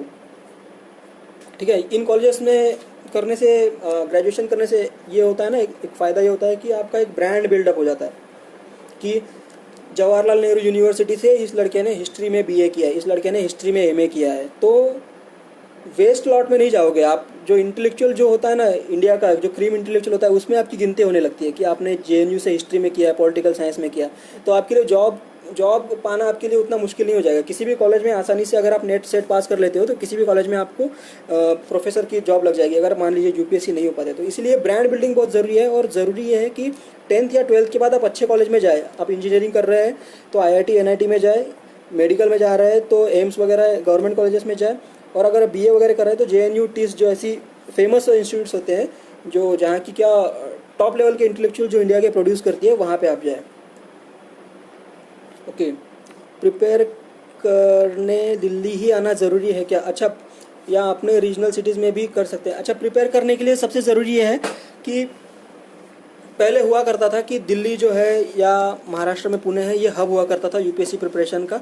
अब वैसा नहीं रहा। जैसे टेक्नोलॉजी इतना एडवांस हो गई है कि आप घर बैठे किसी से भी संपर्क कर सकते हो। जैसे अभी मैं दिल्ली में बैठा हुआ हूँ, लेकिन अब मैं गांव के लोगों से, आपसे, या कोई नागपुर में होंगे या पुणे में होंगे, उन लोगों से मैं कम्युनिकेट कर पा रहा हूँ, ये टेक्नोलॉजी की वजह से। सेम यही पैटर्न होगा, ऑफलाइन क्लासेज जो दिल्ली में होते हैं उसी का रिकॉर्डिंग करके आपको ऑनलाइन भेज सकते हैं वो। ठीक है, तो दिल्ली में आने की, यहाँ पे रहने की ज़रूरत नहीं है। दिल्ली में रहने का एक ही फ़ायदा है, मेरा एक ही मोटिवेशन था दिल्ली में, कि मैंने कुछ ऐसे लोगों से दोस्ती की थी जो ऑलरेडी सिलेक्टेड लोग थे, आईपीएस आईआरएस ऑफिसर्स वगैरह थे, तो उन लोगों से दोस्ती की थी, वो मेरे लिए फ़ायदे का था। कोचिंग वोचिंग जो था वो मैं गाँव में बैठ के भी कर सकता था, अगर गाँव में इंटरनेट चलता होगा तो। वो रोज़ का रोज़ वो वीडियो भेजेंगे, आप उसको देख लो, उसमें से जो नोट्स है वो निकाल डालो। टेस्ट सीरीज़ भी आप कर सकते हो, ऑनलाइन ही होता है आजकल तो सभी। अगर पुणे में आप दिल्ली के कोई कोचिंग के टेस्ट सीरीज ले रहे हो तो वो भी ऑनलाइन ही हो जाता है। दिल्ली में रहने का एक फ़ायदा यही है कि अगर आसपास में आपने किसी से आईपीएस आईआरएस लोग जो होते हैं जो यहाँ पे रह के प्रिपरेशन कर रहे हैं, उनसे आप दोस्ती कर लें, तो उनका फर्स्ट हैंड एक्सपीरियंस जो होता है यूपीएससी प्रिपरेशन का, उसका आप लाभ उठा सकते हैं। उनको निटी-ग्रिटीज़ पता होती है कि क्या पढ़ना चाहिए, क्या नहीं पढ़ना चाहिए, पेपर कैसे टैकल करना चाहिए, आंसर राइटिंग स्किल्स क्या होनी चाहिए। ये सब आपको कोचिंग वाला नहीं बता पाएगा हर कोचिंग में, क्योंकि कोचिंग की स्ट्रेंथ 350-400 के लड़कों के आसपास होती है। और बहुत बार ऐसा होगा कि टीचर जब वो डायस पे खड़े होंगे तो आपको दिखेंगे भी नहीं अगर आप पिछले रो में बैठे होते हो। तो 350-400 लोगों के बीच में इट्स वेरी डिफिकल्ट कि आप में से किसी को भी वो पर्सनल अटेंशन दे पाए। ऐसा होगा ही नहीं कि आपको कभी पर्सनल अटेंशन उन्होंने दिया। एक ही मोटिवेशन है दिल्ली का कि अगर आप किसी सिलेक्टेड लड़के से किसी की आपकी दोस्ती है, वो आपको गाइड कर सकता है, तो दिल्ली में रहो, वरना दिल्ली में रहने का कोई मतलब नहीं है। फिर दिल्ली में रेंट बहुत ज़्यादा है, अभी यहाँ पे लैंडलॉर्ड का एक्सप्लॉयटेशन बहुत ज़्यादा है। अभी कोरोना भी चल रहा है, कोविड-19 की वजह से लॉकडाउन भी है। इस सब के बावजूद रेंट के प्राइसेस जो है वो अभी कम नहीं हो रहे हैं। ठीक है, महाराष्ट्र में जिनके माता पिता गवर्नमेंट एम्प्लॉयज़ है, उनकी सैलरीज कट रही होंगी, प्राइवेट वालों का जॉब भी चला गया होगा। इन सब के बावजूद अगर पैसा नहीं है, फिर भी यहाँ के जो लैंडलॉर्ड्स होते हैं वो आप पे तरस नहीं खाएंगे, पूरा पैसा एक्सट्रैक्ट करने की कोशिश करेंगे। ठीक है, तो बेटर है कि दिल्ली में जाने से अच्छा है कि आप अपने घर में है वहीं से पढ़ाई करें, और ऑनलाइन कोई कोर्स होता है उसको आप सब्सक्राइब कर लो इंटरनेट पे। विजन का होता है, वाजीराम का होता है, या फिर एक ऑर्गेनाइज टाइप का कोर्स होता है, प्रीलिम्स मेंस कॉम्प्रिहेंसिव टाइप का कोर्स होता है, उसको आप सब्सक्राइब कर लो। अगर, लेकिन गांव में इंटरनेट होना बहुत ज़रूरी है। गांव में अगर इंटरनेट नहीं होगा तो ये भी आप नहीं कर पाओगे। तो ऐसे हालत में अगर गांव में इंटरनेट अगर आपके ठीक ठाक चल रहा है तो आपको दिल्ली में आने की कोई ज़रूरत नहीं है। फिर वही है, दिल्ली में फिर खाने पीने के जो है वो नॉर्थ इंडियन टाइप का खाना होता है। आप महाराष्ट्र से है, साउथ से है, तो दिल्ली का खाना आपको पसंद नहीं आएगा। रोज़ रोज़ का पराठा, रोज़ रोज़ का पनीर खा के आप बोर हो जाओगे, तो खाने पीने का भी थोड़ा प्रॉब्लम होगा। फिर दिल्ली में पोल्यूशन बहुत ज़्यादा होता है, दिल्ली की सर्दी बहुत कड़ाके की होती है। फिर दिल्ली में लॉ एंड ऑर्डर के भी इश्यूज़ रहते हैं, लड़कियां सेफ़ फील नहीं करती यहाँ पे दिल्ली में। तो ये सब चीज़ों को अगर अवॉइड करना है तो अब टेक्नोलॉजी की वजह से आप अवॉइड कर सकते हैं इजीली। तो गांव में रह के भी प्रिपेयर कर सकते हैं, नागपुर में भी प्रिपेयर कर सकते हैं, तो दिल्ली आने की कोई ज़रूरत नहीं है। अभी तो दिल्ली के सारे कोर्सेज ऑनलाइन अवेलेबल हैं। ओके, यूपीएससी प्रिपरेशन के लिए किसी ने पूछा है कि पुणे बेटर रहेगा या औरंगाबाद। कोई भी सिटी वही है, अभी तो सेम हाल है, क्योंकि लड़का जो दिल्ली में पढ़ रहा है वही नागपुर में भी पढ़ रहा है, वही पुणे में भी पढ़ रहा है। अगर वो ऑनलाइन पढ़ रहा है तो आप अपने गांव में भी रह के प्रिपरेशन कर सकते हो। और ये सिटी का क्या होता है ना, कुछ ऐसा नहीं होता कि दिल्ली में कोई लड़का पढ़ रहा है तो वो यूपीएससी हो ही जाएगा। दिल्ली की हवा में ऐसा कुछ नॉलेज वगैरह नहीं घूमता रहता। जो लड़का दिल्ली में पढ़ रहा है वो हो रहा है, जो लड़का दिल्ली में नहीं पढ़ रहा है वो नहीं, उसका नहीं हो रहा है। ये बात आप गाढ़ बांध लो। ऐसा नहीं है कि दिल्ली में आ गए तो सिलेक्शन हो ही जाएगा, ऐसा कुछ नहीं होता। ठीक है, तो आप कहीं पे भी रह रहे हो, पढ़ रहे हो, और थोड़ा सा डिसिप्लिन है, मतलब एग्ज़ाम तक कम से कम डिसिप्लिन रखो। एग्ज़ाम एक बार हो गई तो उसके बाद तो मज़े करने हैं, कोई रोकेगा नहीं आपको। एग्ज़ाम खत्म हो गई अब तो, ठीक है। तो एग्ज़ाम जब तक चल रही है तब तक एक डिसिप्लिन अगर है तो आप किसी भी शहर से आप प्रिपरेशन कर सकते हो। गाइडेंस बहुत ज़रूरी होता है। एक गाइडेंस करने वाला कोई पर्सन होगा या कोई कोचिंग होगी जिसके आप लगातार संपर्क में हैं, तो उससे आप गाइडेंस लेते रहिए, वो बहुत ज़रूरी होता है। वो आपको सही डायरेक्शन में रहेगा कि आपकी जो ट्रेन है वो पटरी से ना उतर पाए। अगर एक बार मान लीजिए कोई गलती हो गई प्रीलिम्स में या मेंस में, तो एक ऐसा होगा कि एक साल पूरा बर्बाद हो जाता है, क्योंकि यूपीएससी एक साल में एक ही बार एग्ज़ाम कंडक्ट करती है। इधर का चुकीला माफ़ी नहीं है, इधर गलतियों की सज़ा यहाँ पे मिलेगी। एक साल आपका पूरा बर्बाद हो जाएगा, फिर वो प्रेशर बिल्डअप होने लगता है। एक एक अटेम्प्ट जैसे जैसे बढ़ते जाएगा वैसे वैसे प्रेशर बिल्डअप होते रहेगा। इसीलिए कोई गलती नहीं करनी है। जो आपके गाइड कर रहे हैं टीचर्स है, मतलब कोचिंग के है, उससे आप संपर्क में रहना है। जो आपका मेंटर होगा उससे संपर्क में रहना है। Okay, what hobby you had on your resume. अच्छा हाँ, एक्स्ट्रा करिकुलर हॉबीज़ के बारे में मैं बात कर रहा था कि जो कॉलेज लेवल में मैंने डेवलप की थी। मुझे घूमने फिरने का बहुत शौक हुआ करता था। तो कोल्हापुर में मेरा इंजीनियरिंग किया था मैंने, एनवायरमेंटल इंजीनियरिंग में। वहाँ आसपास में कोल्हापुर वेस्टर्न घाट्स में सिचुएटेड है, ठीक है। वेस्टर्न घाट सह्याद्री के पर्वत जिसको हम बोलते हैं, वहाँ पे वो सिचुएटेड है कोल्हापुर। तो उसके आसपास किले, उसके आसपास wild life sanctuaries, national parks बहुत सारे हुआ करते थे। तो मैंने ऐसा हुआ करता था कि लगभग हर मंडे को हमारा कॉलेज को छुट्टी हुआ करता था, तो मैं कहीं ना कहीं घूमने जाया करता था आसपास में, ठीक है। कोल्हापुर, सांगली, सातारा और ये रत्नागिरी, ये पूरे बेल्ट के लगभग मैं पूरे किले घूम चुका हूँ। वहाँ की वाइल्ड लाइफ सेंचुरीज भी पूरी घूम चुका हूँ। तो ये मेरी हॉबी थी। मैंने डाल चुका था कि ट्रैकिंग, हॉबी में मैंने ट्रैकिंग डाला था। और फोर्ट्स कंजर्वेशन की कुछ इनिशिएटिव्स थे, मतलब जिनके गढ़ किले, हमारे जो किले होते हैं वो अभी कोलैप्स हो रहे हैं, वो गिर रहे हैं। तो उसको बचाने के लिए कुछ एनजीओज वहाँ पे महाराष्ट्र, पुणे में और कोल्हापुर, सातारा में काम कर रहे, तो उनके साथ जुड़ा हुआ था मैं, उनके साथ भी कभी कभी जाया करता था। तो ये मैंने अपने रिज्यूम में डाला था, जिसका मेरे को फ़ायदा हुआ था कि ग्राउंड लेवल का जो होता है, काम होता है ग्राउंड लेवल, सह्याद्री में क्या है, रियलिटीज़ क्या है, पोल्यूशन क्या है, वो गाडगिल कमेटी रिपोर्ट, कस्तूरी रंगन कमेटी रिपोर्ट, ये सब के चीज़ों के बारे में मैं क्वेश्चंस एक्सपेक्ट कर रहा था कि मेरे से पूछा जाएगा इंटरव्यू में। अगर पूछा जाता तो मैं डील कर पाऊँगा, क्योंकि ग्राउंड लेवल पे मैंने वो काम किया था। तो मेरी हॉबी थी घूमना फिरना वहाँ पे। मराठों का इतिहास था, वो भी मेरे इंटरेस्ट का काफ़ी इंटरेस्ट था मेरे को उसमें। हालांकि मैंने हिस्ट्री ऑप्शनल नहीं लिया था, लेकिन मराठों के इतिहास में स्पेशल इंटरेस्ट था मेरे को। तो वो पूरा शिवाजी महाराज से लेके बाद तक, पूरा 1818 तक, थर्ड एंग्लो वॉर तक का, मैंने मराठा एंग्लो वॉर तक का पूरा मैंने पढ़ लिया था। पूरा मैं अलग अलग प्रोग्राम्स अटेंड किया करता था, कॉन्फ्रेंसेस अटेंड किया करता था। तो ये सब चीज़ों का मेरे को बहुत फ़ायदा हो गया था, क्योंकि मराठों की हिस्ट्री के बारे में अगर आप कोल्हापुर में रह रहे हैं और अगर कोई क्वेश्चन मुझसे पूछा जाता, तो ऐसा कोई क्वेश्चन नहीं होता जिसका जवाब मैं ना दे पाता। तो ये 3-4 सालों में जो कोल्हापुर में मैं रुका था, तो इतना ज़्यादा मैंने स्टडी कर चुका था, इतना ज़्यादा घूम चुका था आसपास में। तो ये मैंने रिज्यूम में डाला था। इसके बारे में मुझे एक्सपेक्टेड क्वेश्चन भी पूछे गए थे, और ये उसका जवाब भी मैं ठीक से दे पाया था। तो इसका परिणाम ये होता कि 275 में से मैं 184 मार्क्स इंटरव्यू में स्कोर कर पाया था। ये 184 मार्क्स एक अच्छा स्कोर माना जाता है, अबव एवरेज स्कोर माना जाता है इंटरव्यू में। नॉर्मली 150-160 का जो स्कोर होता है 275 में से, वो ठीक ठाक एवरेज स्कोर माना जाता है, लेकिन 184 का गुड वेल स्कोर माना जाता है। तो यही बात है कि 184 का जो इंटरव्यू का मेरा स्कोर था, मेरे रिज्यूम की वजह से मैं ये स्कोर इतना बढ़ा पाया था, और जिसकी वजह से मेरा फाइनल सिलेक्शन हो पाया था। Okay, what are the obstacles you have faced while preparation, mobile और अदर। ये मोबाइल क्या, ये डिपेंड करता है कि हर आदमी कैसे इसको यूज़ कर रहा है मोबाइल को।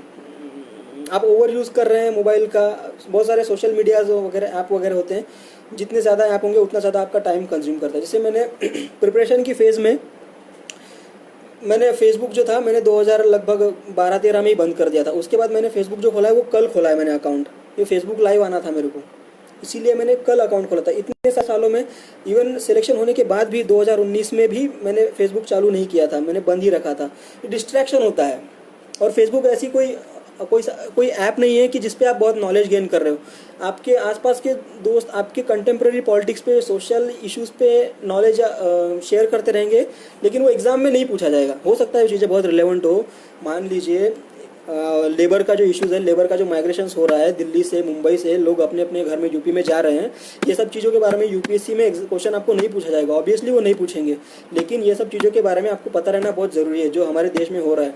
देश की वास्तविकता से आपको फेसबुक जो है वो रूबरू कराएगा, लेकिन ज़रूरी बात यह है कि एग्ज़ाम में वो पूछेंगे नहीं लेबर माइग्रेशन क्यों हो रहा है। लेबर माइग्रेशन अब किस पे कौन सी सरकार पे दोष दे, महाराष्ट्र सरकार पे दोष देना चाहिए या केंद्र सरकार पे दोष देना चाहिए, ये हालांकि हम जानते हैं, आप भी जानते हैं, लेकिन ये सवाल यूपीएससी में नहीं पूछा जाएगा। ठीक है, तो बेटर है कि एग्ज़ाम प्रिपरेशन में है तो आप सोशल मीडिया से थोड़ा दूर ही रहें। हाँ, और क्या ट्विटर होता है सोशल मीडिया पे, इंस्टाग्राम, टिकटॉक वगैरह, ये सब चीज़ें तो कोई नॉलेज में आपके कुछ इनपुट नहीं देगी। तो एक सोशल मीडिया कोई होना ज़रूरी है, जैसे टेलीग्राम होगा या व्हाट्सएप होगा, जिससे कि आप कनेक्टेड रह सके लोगों से। व्हाट्सएप पे कुछ फाइल्स वगैरह भी शेयर होती है, दोस्तों का मटेरियल वगैरह होगा, पीडीएफ फाइल्स वगैरह की, वो सब शेयर होगा। तो एक आध रखना चाहिए, लेकिन ज़्यादा नहीं होना चाहिए। सोशल मीडिया बहुत ज़्यादा हो जाने के बाद ना, एक लिमिट के बाद डिस्ट्रैक्शन हो जाएगा। इतने सारे मैसेजेस होंगे कि आप रिप्लाई भी नहीं दे पाओगे, तो उसको लिमिट कर देना है। फिर उसका एक टाइमिंग होता है कि आप कब रिप्लाई दोगे सोशल मीडिया पे भी। ठीक है, दिन भर मैसेज पॉपअप करेंगे तो आप दिन भर रिप्लाई नहीं देते बैठोगे, फिर डिस्ट्रैक्शन हो जाएगा ना, पढ़ाई नहीं कर पाओगे आप। तो एक टाइम रहेगा, आप खाना खाने बैठे हो, आधा घंटा खाना खाने के बाद पूरा रिप्लाई कर दो, जो भी है जिसका कंसर्न जो भी एड्रेस कर दो, रख दो बंद करके पढ़ाई करो। फिर जिस डिवाइस पे आप पढ़ाई कर रहे हो ज़रूरी है कि उस पर भी सोशल मीडिया का कोई अकाउंट ना हो। जैसे लैपटॉप पे अगर आप पढ़ रहे हो तो उस पर टेलीग्राम ना हो, नहीं तो टेलीग्राम पे मैसेजेस पॉपअप करते रहेंगे और आप फिर लैपटॉप पे पढ़ाई नहीं कर पाओगे। ठीक है, तो ये एक तरीका होता है। कुछ लोग होते हैं बेसिक फ़ोन जो होता है वो भी यूज़ करते हैं सिर्फ बोलने के लिए, और बाकी जो दूसरा फ़ोन होता है उस पर सोशल मीडिया वगैरह रखा करते हैं। ओके, हाउ मच टाइम, किसी ने पूछा है यहाँ पे, how much time you are spending in your studies. ऐसा टाइम वाइम कुछ नहीं होता स्पेंड करने का। ऐसा टाइम लगा के, टाइम टेबल लगा के नहीं बैठता है कोई कि मैं आज 2 घंटे पढ़ूंगा, 4 घंटे पढ़ूंगा, 10 घंटे पढ़ूंगा। ये जो खाने पीने का समय होता है, नींद का समय होता है, ये सब समय छोड़ के फिर पढ़ाई ही करनी है, फिर और दूसरा कुछ नहीं करना है आपने। कभी बोर हो रहा है तो बाहर जाके घूम के आ सकते हैं। यहाँ पे दिल्ली में रहते हैं तो अभी तो लॉकडाउन में तो घूमना भी मुश्किल हो गया है, लेकिन लॉकडाउन के पहले क्या हुआ करता था कि शाम को 5-6 बजे हम घूमने निकलते थे, 2 घंटा 1 घंटा टाइम पास करके दोस्तों के साथ आ जाते थे। फिर से अपना वही काम है, फिर खाना वाना खा लो, पढ़ाई चालू कर दो, नींद आ गई रात को 11 बजे 12 बजे या सो जाओ, सुबह उठ के फिर से वही काम है। नाश्ता पानी छोड़ के, खाना पीना छोड़ के, नींद छोड़ के पूरा टाइम जो है पढ़ाई ही करना है, दूसरा कोई काम ही नहीं है। टाइम टेबल सेट करके आप पढ़ाई नहीं कर सकते हो। मान लो आपने टारगेट सेट कर दिया कि आज मैं 10 घंटे पढ़ूंगा और अचीव नहीं कर पाए तो क्या होगा? गिल्ट आने लगती है कि यार मैंने आज 10 घंटे का टारगेट बनाया था और आज मैं पढ़ नहीं पाया। ठीक है, तो बेटर है कि ये खाने पीने का, ये नींद का समय छोड़ के बाकी समय आप किताबों के साथ ही बिताओ। और बोर हो रहा है तो दोस्तों के साथ कभी जाके आप बाहर टाइम पास कर सकते हो, चाय वाय पी सकते हो। टपरी पे, यहाँ पे हमारा वही टाइम पास हुआ करता था। टपरी पे जाके हम मस्त आधा घंटा टाइम पास करते थे, इधर उधर की बातें वगैरह करनी है। यूपीएससी से थोड़ा क्या डिस्ट्रैक्शन, किताबें पढ़ पढ़ के बोर हो गए तो इधर उधर की बातें कर ली, फ्रेश हो गया माइंड, रूम पे आके खाना खा के फिर से पढ़ने लग गए। ओके, और ठीक है, और किसी का कुछ सवाल है? अभी तो मुझे लगता है मैं सारे सवालों के जवाब दे चुका हूँ।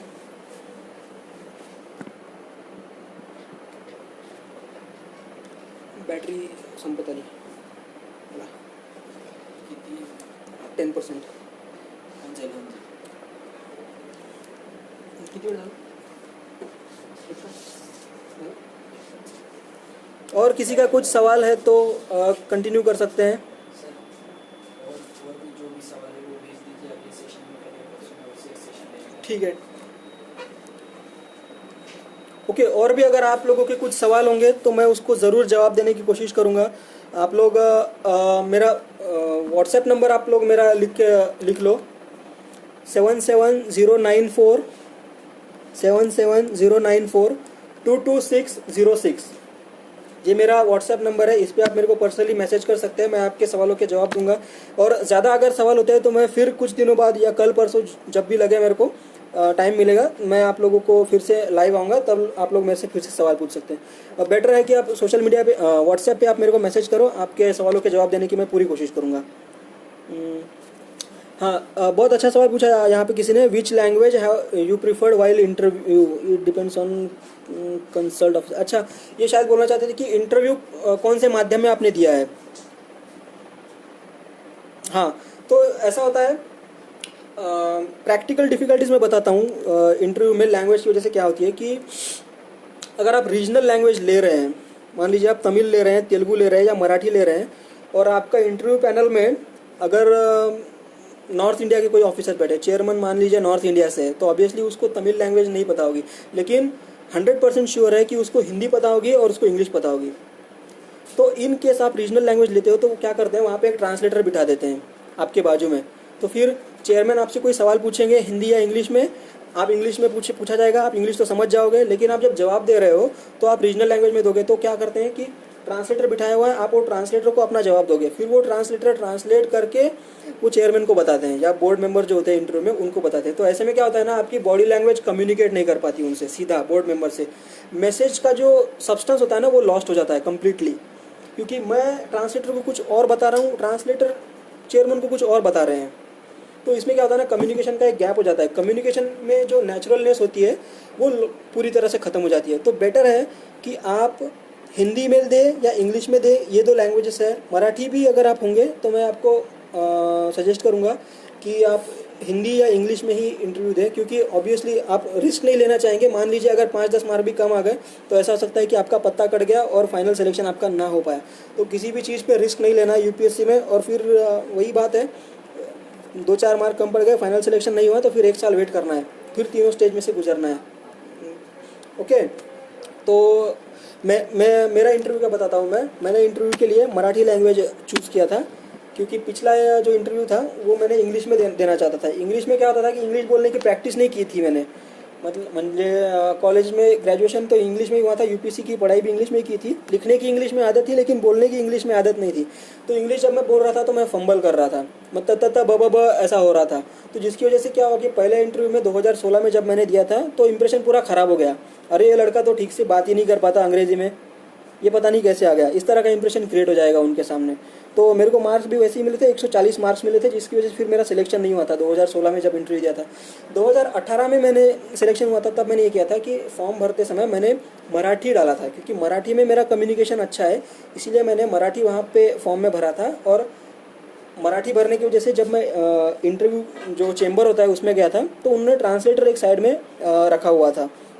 तो ये हुआ कि चेयरमैन साहब ने मेरे को पहला सवाल पूछा, इंजीनियरिंग के बाद आपने क्या क्या किया। तो फिर मैंने इसका जवाब मैंने ट्रांसलेटर को बताया मराठी में, और ट्रांसलेटर ने मराठी का इंग्लिश करके चेयरमैन को बताया। तो इसमें क्या हो गया, मैं कुछ और बताना चाहता था लेकिन ट्रांसलेटर कुछ और बता रहा था, ये इशू हो गया। तो मैं समझ गया कि अगर ये इंटरव्यू इसी तरह से जाएगा तो मैं जो कम्युनिकेट करना चाहता हूँ वो मैं कम्युनिकेट नहीं कर पाऊँगा, इसीलिए फिर मेरा 1 साल बर्बाद हो जाएगा, सिलेक्शन नहीं होगा। तो मैंने चेयरमैन सर से रिक्वेस्ट की कि सर हम हिंदी में इंटरव्यू कंडक्ट कर सकते हैं क्या, ये आगे जैसा अभी बढ़ रहा है मराठी में ना करते हुए हिंदी में कर सकते हैं क्या। तो चेयरमैन ने मुझे परमिशन दे दी हिंदी में कंटिन्यू करने के लिए। फिर बढ़िया तरह से इंटरव्यू चला। फिर लगभग सभी लोग जो थे हिंदी समझते थे, किसी को कोई दिक्कत नहीं होगी, क्योंकि नॉर्थ इंडिया साउथ इंडिया का भी कोई भी आईएएस ऑफिसर होगा तो ऑब्वियसली उसको हिंदी आती ही होगी। तो हिंदी से कम्युनिकेट करने में किसी से कोई तकलीफ नहीं होगी आपको। तो अच्छा खासा इंटरव्यू चला था। तो इसलिए मैं सजेस्ट करूँगा कि अगर आप मराठी भी हैं तो आप वो ट्रांसलेटर वगैरह वो सब चीज़ों में ना पढ़ते हुए आप हिंदी या इंग्लिश में आप लैंग्वेज चूज़ करें। ओके,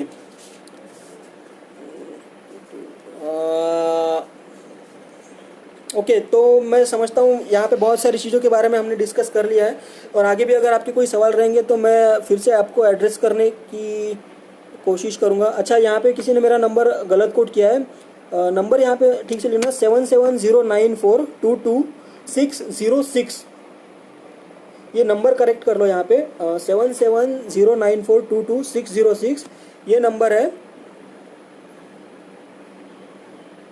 ओके, फिर किसी ने यहाँ पे सवाल पूछा है what is the mark pattern of UPSC when it is declaring. अच्छा, शायद ये पूछना चाहते हैं कि यूपीएससी मार्किंग स्कीम कैसा होता है। जैसे देखिए, प्रीलिम्स होगा, प्रीलिम्स जो पहली स्टेज होती है उसमें जनरल स्टडीज़ का पेपर होगा 200 मार्क्स का, ठीक है। फिर जनरल स्टडीज़ 2 जिसको सी सेट भी बोला जाता है वो भी होगा 200 मार्क का, ठीक है। फिर मेंस के जो एग्ज़ाम होती है वो होगी 1800 मार्क की, 1800 मार्क्स। उसके बाद इंटरव्यू होता है वो 275 मार्क्स का। ऐसा टोटल मेंस का स्कोर जिसके बेसिस पे आपका फाइनल रैंक जो होता है, जो मेरिट लिस्ट बनती है, वो होगा 2075 मार्क का, ठीक है। तो ये 2075 मार्क्स है जिसके लिए क्या होता है, मार्क आर्ट खून खराबा कंपटीशन जिसको बोलते हैं ना, वो ये इसके लिए होता है। प्रीलिम्स का स्कोर आपके फाइनल स्कोर में ऐड नहीं होता। प्रीलिम्स में क्या होता है ना, बस पास कर गए, प्रीलिम्स पास कर गए, चलो मेंस में आ गए। मेंस होता है जिसमें आपको असली मेहनत करनी होती है और ज़्यादा स्कोर करना होता है। तो मेंस में अगर आपको अच्छे मार्क्स आ रहे हैं तो फाइनल सिलेक्शन आपका हो जाएगा। तो ये 1800 मेंस के मार्क प्लस 275 इंटरव्यू के मार्क्स, ये स्कोर होता है जिसके बेसिस पे आपका फाइनल सिलेक्शन डिसाइड होता है, फाइनल रैंक डिसाइड होता है। तो मुझे लगता है कि अभी काफ़ी चीज़ें डिस्कस कर चुके हैं, और अगर आपको कोई सवाल होंगे तो आप मुझे वो व्हाट्सएप कर देना। ओके, हाँ, अभी ठीक से नंबर यहाँ पे किसी ने टाइप कर दिया। ओके, ठीक है, चलो अलविदा लेते हैं। आप सबको ईद मुबारक, और ठीक है, गुड इवनिंग सबको, और जय हिंद। हाँ, और एक बात, यहाँ पे उमेश कोराम प्रेसिडेंट है student rights association of India के, और रामवाड़ी भस्मे जो उद्धार फाउंडेशन के भी प्रेसिडेंट है। मैं इन सब का बहुत तहे दिल से शुक्रिया अदा करना चाहता हूँ। इन्होंने आज मुझे आप लोगों से संपर्क करने का मुझे मौका दिया। मैं बहुत दिन से ये इस प्रतीक्षा में था कि कभी हमारे जो महाराष्ट्र के बच्चे होते हैं इनसे कभी कम्युनिकेट कर पाऊँ, या जो गांव में रहते हैं उन लोगों से कम्युनिकेट कर पाऊँ, उन लोगों से कम्युनिकेट कर पाया, मुझे इस बात की बहुत खुशी है। और मैं स्पेशली थैंक्स देना चाहूँगा उमेश कोराम जी को और राम बड़ी भस्मी की जी को, जो बहुत आप लोगों के लिए एफर्ट्स ले रहे हैं। और हम आगे भी मिलके आपके लिए, अगर आप डिमांड ऑन डिमांड ऐसे इनिशिएटिव्स आपके लिए हम लाते रहेंगे।